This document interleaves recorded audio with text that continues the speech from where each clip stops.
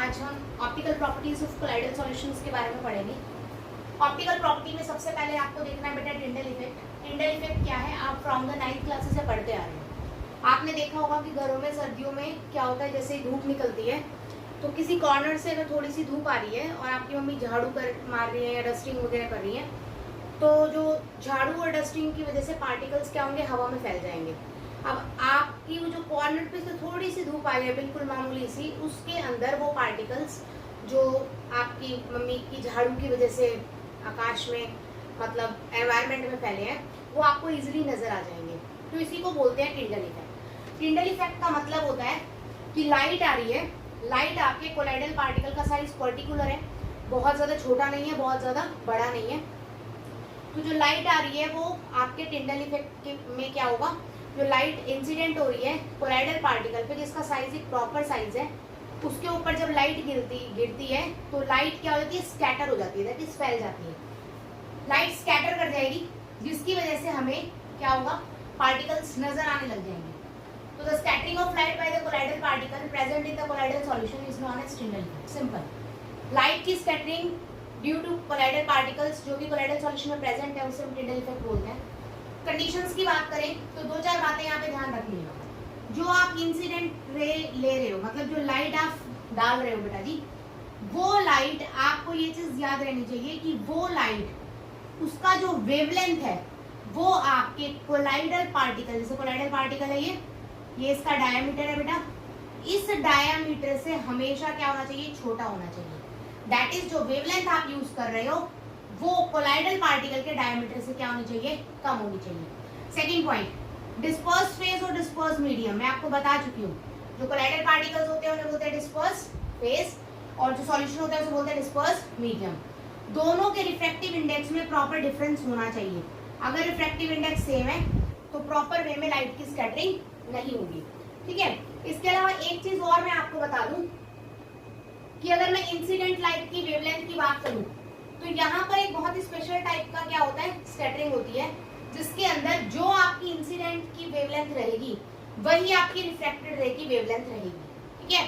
तो ये एक पॉइंट इंपॉर्टेंट है फॉर द कंपटीशन, जो आपको याद रखना है कि wavelength of incident light and the refracted light क्या होती है, यहाँ पर इक्वल होती है, सेम होती है। There is no difference in the wavelengths, ठीक है। यहाँ पर क्या हुआ बेटा, लाइट आ रही है राजे, यहाँ स्कैटरिंग हुई, ठीक है। यहाँ पर और आपका स्कैटरिंग होगी पार्टिकल्स की यहाँ पे, ठीक है, डन। हुआ क्या, ये जो एरिया है जो स्कैटरिंग के अंदर आ रहा है उसको वो वाला एरिया में नजर आ रहा है, उसे बोलते हैं ब्राइट कॉन। क्या बोलते हैं, ब्राइट कॉन। उसके अलावा बाकी सारा एरिया हमारे लिए विजिबल नहीं है, दैट इज डार्कनेस। आप कहेंगे मैम ऐसे कैसे होता है, ध्यान से समझिए बेटा।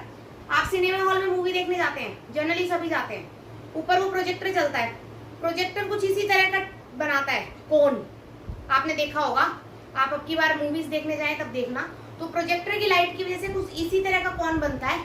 जो डस्ट पार्टिकल्स प्रेजेंट होते हैं आपके सिनेमा हॉल में, उसके अंदर सेम स्कैटरिंग ऑफ लाइट होती है, सेम टिंडल इफेक्ट होता है। एज ए रिजल्ट आप ऊपर देखेंगे तो वो कोन आपको नजर आएगा, रोशनी वाला। बाकी सारे सिनेमा हॉल में आपको क्या, अंधेरा नजर आएगा। वही चीज यहाँ ऑब्जर्व होती है बेटा, वो प्रैक्टिकली आप देख सकते हैं मूवी हॉल में। जब भी लॉकडाउन ओपन होगा और आप देखने जाए ना तो प्लीज उसे विजिबल करना। तो यही टिंडल कॉन कहलाता है। क्या है, रैंडम स्कैटरिंग हो रही है, कहीं से भी लाइट आ रही है, कहीं से भी पार्टिकल हो सकता है, रैंडम स्कैटरिंग है कोलाइडल पार्टिकल्स की वजह से। तो एक आपका कॉन बनेगा ब्राइट लाइट का, उस ब्राइट लाइट के कॉन को हम बोलते हैं टिंडल कॉन। सिनेमा हॉल में बहुत इजीली आपको विजिबल हो जाएगा, कंसेप्ट भी क्लियर हो जाएगा। बेटा टिंडल इफेक्ट इसलिए बोलते हैं क्योंकि टिंडल ने डिस्कवर किया था, टिंडल ने सारी डिटेल दी थी, करेक्ट। लेकिन बेटा इसको सबसे पहले ऑब्जर्व फैराडे ने किया था, ये बात आपको याद रखनी है। Firstly observed by Faraday and then detail studies done by the Tyndall effect, ठीक है। अगर हम इसकी इंपॉर्टेंस करें तो अल्ट्रा माइक्रोस्कोप्स बनाने में इसकी इंपॉर्टेंस होती है कि प्रॉपर एक high range of bright cone चाहिए होता है हमें चीजों को ऑब्जर्व करने के लिए अल्ट्रा माइक्रोस्कोप में। तो वो हमें टिंडल इफेक्ट जब हम माइक्रोस्कोप में क्रिएट करते हैं तो उसकी वजह से हमें मिल जाता है। सेकंड, कॉमेट्स जो ट्रेवल कर रहे हैं उसकी हमें टेल्स विजिबल होती हैं। क्यों विजिबल होती हैं, क्योंकि कोलाइडल पार्टिकल्स की रेंज के स्टोन प्रेजेंट है हमारे यूनिवर्स में, और जो लाइट है वो स्टोन से टकराएगी, एज अ रिजल्ट स्कैटरिंग होगी, और कौन सा इफेक्ट आएगा, टिंडल इफेक्ट। इसी वजह से हमें टेल्स भी कॉमेट्स की विजिबल है। तो this is all about your टिंडल effect. ठीक है।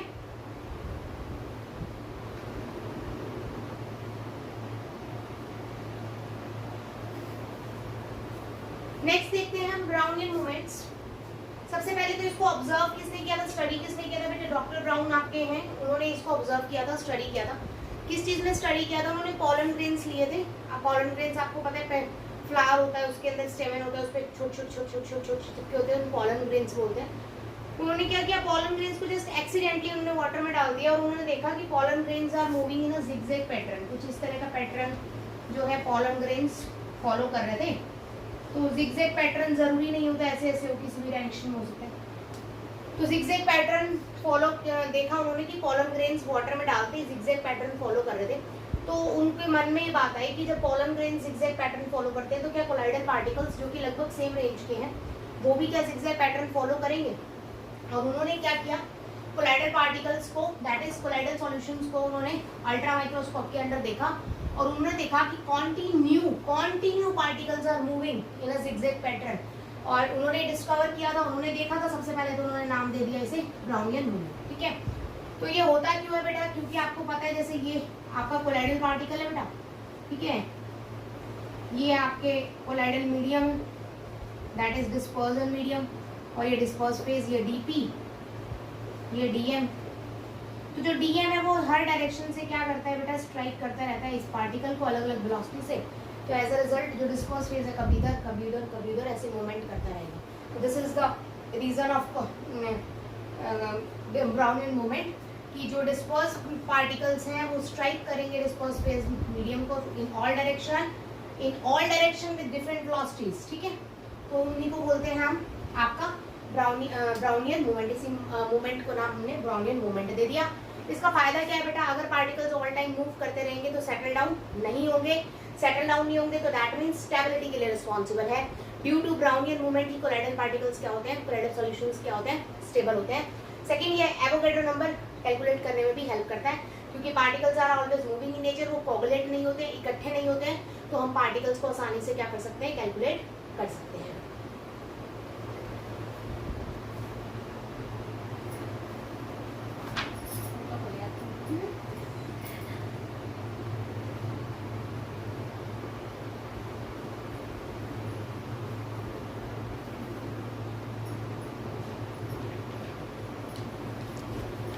हाँ जी, आगे देखिए electrical properties of a colloidal solution. आपको मैं ये बात पहले ही बता चुकी हूँ कि कोलाइडल पार्टिकल्स जो होते हैं वो दो तरह के होते हैं अकॉर्डिंग टू देयर चार्ज, या तो पॉजिटिव चार्ज होंगे या फिर नेगेटिव चार्ज होंगे।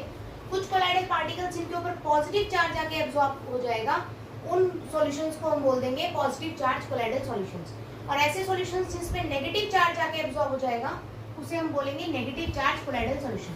तो आपको ध्यान रखना है कि यहाँ पर चार्ज जो है वो कोलाइडल पार्टिकल के सरफेस पे आके एब्जॉर्ब हो रहा है, जिसकी वजह से आपका कोलाइडल पार्टिकल क्या बन जाता है, चार्ज बन जाता है। ठीक है, तो अब डिपेंड करता है बेटा पॉजिटिव चार्ज पहले पहुंचेगा या नेगेटिव चार्ज पहले पहुंचेगा। अगर बाय चांस आपका पॉजिटिव चार्ज पहले पहुंच जाता है, स्मॉल साइज है, मोबिलिटी ज्यादा होगी आपको पता है, तो जल्दी पहुंचेगा तो सॉल्यूशन बनेगा पॉजिटिव चार्ज कोलाइडल सॉल्यूशन। ठीक है, इसी तरह से अगर नेगेटिव चार्ज आपका पहले पहुंचता है, ठीक है, उसका साइज छोटा है, उसकी मोबिलिटी ज्यादा है, तो जो सॉल्यूशन प्रोवाइड होगा आपको वो क्या बनेगा, नेगेटिव चार्ज कोलाइडल सॉल्यूशन। तो यहाँ पर आपको वर्ड याद करना है प्रिफरेंशियल एड्सॉर्प्शन, मतलब जो प्रेफर होएगा, जो पहले जाएगा उसी तरह का कोलाइडल पार्टिकल का सॉल्यूशन आपका बन जाएगा। तो मैंने दो एग्जांपल यहाँ पे लिए, जरा ध्यान दीजिए। मैंने AgNO के अंदर Ki को मिक्स कर दिया बेटा, Ki मैंने थोड़ा सा ज्यादा रख रखा है। AgNO3 डिसोशिएट होएगा, इलेक्ट्रोलाइट है, Ag पॉजिटिव है, NO3 नेगेटिव। आपको इन दोनों में से नजर आ रहा है क्लियरली, आप 11th में भी पढ़ चुके हैं कि इसके ऊपर चार्ज डेंसिटी क्या है, ज्यादा। एज अ रिजल्ट आपके सॉल्यूशन के अंदर पॉजिटिव चार्ज डेंसिटी क्या होगी, ज्यादा, तो वो दूसरे जो इलेक्ट्रोलाइट है उसका नेगेटिव अपनी तरफ खींचेगा। तो Ag पॉजिटिव चारों तरफ किसको खींच लेगा बेटा, I नेगेटिव को। एज अ रिजल्ट जो कोलाइडल पार्टिकल आपका बना, this is your colloidal particle, ठीक है, ये जो कोलाइडल पार्टिकल आपका बना इसके ऊपर आपको सारा नेगेटिव चार्ज नजर आ रहा है, तो this is your negative sol. यहाँ पर आपका नेगेटिव कोलाइडल सोल प्रिपेयर हो जाएगा। इसी तरह से अगर मैं बात करती हूँ Ki को मैंने AgNO3 में मिक्स कर दिया, दैट मींस AgNO3 को मैंने थोड़ा सा एक्सेस ले लिया। अब AgNO3 को एक्सेस लिया तो Ki डिसोशिएट होगा बेटा, कम अमाउंट वाला इलेक्ट्रोलाइट होता है, ज्यादा अमाउंट में इलेक्ट्रोलाइट कोगुलेट हो जाता है मिसल फॉर्मेशन में, मैं आपको ऑलरेडी ये बता चुकी हूँ। तो जो लेस अमाउंट में होगा डिसोसिएशन उसी का होगा, याद रखिएगा। K positive I negative, charge density बेटा क्लियरली विजिबल है, I नेगेटिव की चार्ज डेंसिटी क्या होगी, ज्यादा होगी। तो I नेगेटिव है तो बेटा किसको अट्रैक्ट करेगा, सॉल्यूशन से पॉजिटिव को, as a result Ag positive को अपने पास क्या कर लेता है, अट्रैक्ट कर लेता है। Ag पॉजिटिव चारों तरफ आ जाएगा, ये क्या बन गया, कोलाइडल सॉल्यूशन। ये जो कोलाइडल सॉल्यूशन बना है इसके चारों तरफ पॉजिटिव चार्ज है, इसीलिए यहाँ पर आपका बन जाएगा पॉजिटिव चार्ज कोलाइडल सॉल्यूशन। अब बेटा एक छोटी सी बात यहाँ समझनी है, हेल्महोल्ट्ज इलेक्ट्रिकल डबल लेयर है क्या चीज, ठीक है, आप कॉपी कर लीजिएगा, मैं आपको समझा रही हूँ।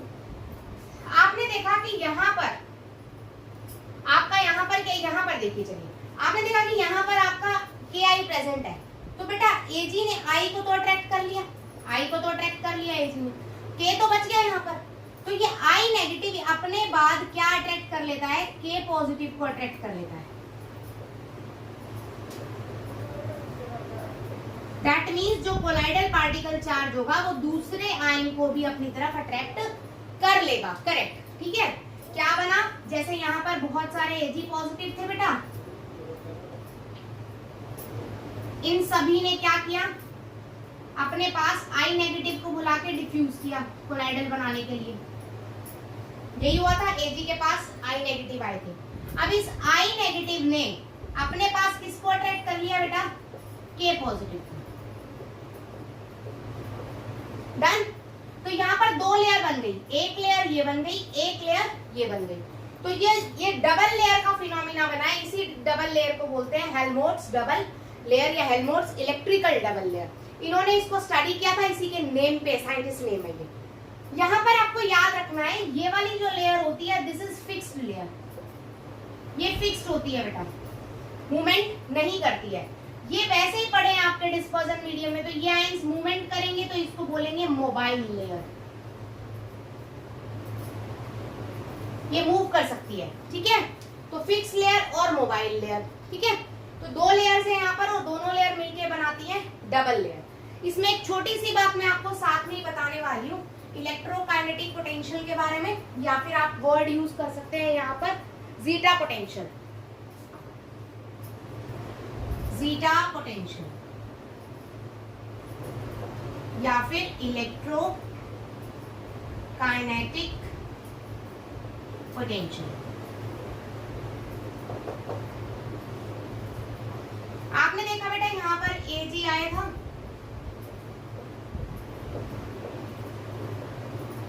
I नेगेटिव यहाँ आ गया और इसने अट्रैक्ट कर लिया किसको, K पॉजिटिव को, done. This is your fix layer, this is your mobile layer.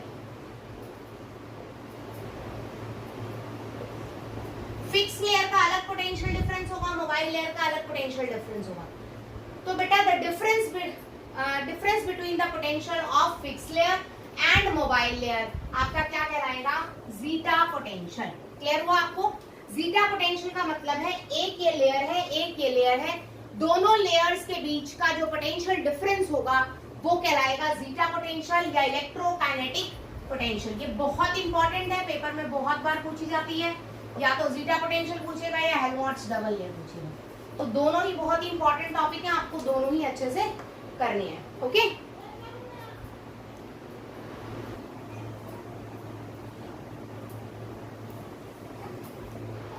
Next में हमने आपको बताया था जीटा पोटेंशियल या इलेक्ट्रोकाइनेटिक पोटेंशियल क्या होता है। जैसे कि मैंने आपको बताया दिस इज फिक्स्ड लेयर बेटा जी, ये आपका क्या होगा, इलेक्ट्रोलाइट्स आपने दो यूज किए AgNO3 और Ki। AgNO3 में से Ag आया, Ki में से I आया, तो आपकी एक फिक्स लेयर बन गई ड्यू टू डिफ्यूजन, ठीक है। उसके बाद इसने एब्जॉर्ब कर दी एक अनदर लेयर और due to negative ion on I negative, K positive को एब्जॉर्ब किया इसने और वो एक मोबाइल लेयर की फॉर्म में एग्जिस्ट कर रही है। तो इन दोनों लेयर्स के बीच का पोटेंशियल डिफरेंस क्या कहलाता है, जीटा पोटेंशियल या इलेक्ट्रोकाइनेटिक पोटेंशियल, ठीक है। नेक्स्ट बेटा इलेक्ट्रोफोरेसिस या कैटाफोरेसिस क्या होता है, ठीक है। अब बेटा आपको पता है कि जितने भी कोलाइडल सॉल्यूशंस होते हैं उनके पास चार्ज होगा, या तो पॉजिटिव चार्ज होगा या फिर नेगेटिव चार्ज होगा। मैंने यहाँ पर एक यू शेप ट्यूब ले ली है, उसके अंदर मैंने एक एनोड और कैथोड लगाया हुआ है, ठीक है। यू शेप ट्यूब पे क्या होगा, पॉजिटिव चार्ज है या नेगेटिव चार्ज है। मैं कह रही हूँ मेरे पास जो सॉल्यूशन है दैट इज नेगेटिव चार्ज, मेरे पास जो आपका कोलाइडल पार्टिकल है दैट इज, मैं कह रही हूँ वो नेगेटिव चार्ज है। तो बेटा वो नेगेटिव चार्ज है तो किसकी तरफ मूव करेगा, करेक्ट, पॉजिटिव की तरफ मूव करेगा, ठीक है। तो नेगेटिव चार्ज पार्टिकल पॉजिटिव की तरफ मूव करना, इकट्ठे हो जाएंगे, मूव करने शुरू हो जाएंगे और यहाँ पर आके क्या हो जाएंगे, कोऑर्डिनेट हो जाएंगे, इकट्ठे हो जाएंगे, ठीक है ना। तो this is the process known as electrophoresis या कैटाफोरेसिस। कोलाइडल पार्टिकल्स का movement under the influence of electric field क्या कहलाता है, कैटाफोरेसिस या फिर इलेक्ट्रोफोरेसिस। किस किस चीज में हेल्प करेगा, पहली बात तो बेटा सॉल्यूशन में से अगर कोलाइडल पार्टिकल्स को अलग करना हो आपको तो इजीली किया जा सकता है। यहाँ से कोलाइडल पार्टिकल्स आपके अलग हो जाएंगे और आपका सॉल्यूशन ट्रू बच जाएगा, ठीक है। जितना भी चार्ज होगा सारा चिपक जाएगा आपका, नेगेटिव चार्ज पॉजिटिव, ठीक है। इंपॉर्टेंस, अब आप बच्चे नेगेटिव चार्ज जो पॉजिटिव इलेक्ट्रोड है सिर्फ कोऑगुलेशन उसके ऊपर हुई है, ये वाली प्लेन है, तो ये साफ शो कर रहा है कि जो आपने यूट्यूब के अंदर पार्ट ये लिया था, सो कोलाइडल सॉल्यूशन लिया था, दैट इज नेगेटिव चार्ज, तभी तो वो पॉजिटिव पे जाके अट्रैक्ट होएगा। तो इसकी इंपॉर्टेंस दो है, एक तो आप सॉल्यूशन को क्या कर सकते हो, इजीली प्योरीफाई कर सकते हो, उससे कोलाइडल पार्टिकल्स हटा सकते हो, और दूसरा आप क्या कर सकते हो, आपके कोलाइडल पार्टिकल्स पे कौन सा चार्ज है उसको पता लगा सकते हो। नेक्स्ट है इलेक्ट्रोऑस्मोसिस।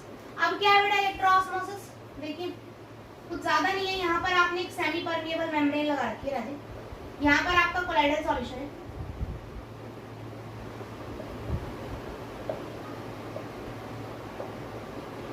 यहाँ आपका नॉर्मल वाटर आपने ले लिया, ठीक है।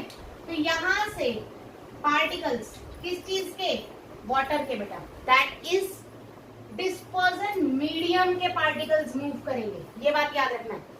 आपको पता है ऑस्मोसिस प्रोसेस के अंदर सॉल्वेंट पार्टिकल्स मूव करते हैं, इसी तरह से ऑस्मोसिस वर्ड यूज कर दिया तो यहाँ डिस्पर्जन मीडियम के particles are allowed to move from one phase to another through a semi permeable membrane. Solvent particles को आपने मूव करना है from one solution to another one, या फिर फ्रॉम वन पार्शन टू अलग अनदर पार्शन, ठीक है। और under the influence of electric field, electric field करोगे तो थोड़ा स्पीडली हो जाएगा, इसीलिए इसको नाम दे दिया that is electro osmosis. Osmosis word जब भी आ जाए आपको ये बात याद रखनी है कि if there is any osmosis तो उसमें सॉल्वेंट पार्टिकल्स ही ट्रैवल करेंगे, सॉल्यूट पार्टिकल्स ट्रैवल नहीं करते हैं।